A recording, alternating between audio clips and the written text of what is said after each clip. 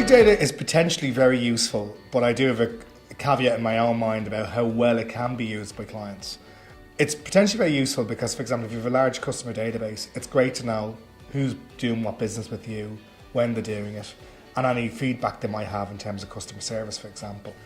But too often I think people think big data can be almost a promise that requires almost a huge input from the company in order to deliver a huge result for the company, and it requires a lot of manipulation of data points, and that can get very complicated because in a lot of cases we don't have the skill sets to really dig down into big data sets. We see that big data is affecting all the industries. Of course, initially it affected our own lives. We're all datafied. We're all using things, sensors and applications that are tracking our lives. And we sometimes understand that this is helping us, for example, to do better exercise or preventing some illnesses, and we accept that normally.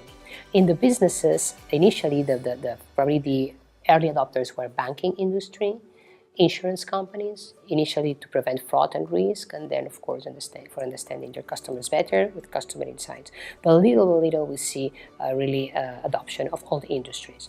And we need to be able, because we are Europeans, we want to have really right balance with cyber rights, but we need to understand that we cannot just prevent this business economy to grow. We need to compete with Asia, we need to compete with the States. So we need to set up the rules, but without hampering the evolution of an interesting market that is going to be our new industry sector in the future.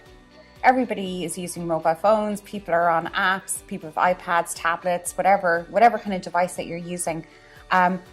We all have a responsibility to look after ourselves, even our digital selves and our online selves. In the same way that you look after yourself physically, to the extent that you can, you don't put yourself in harm's way, don't put your digital self in harm's way.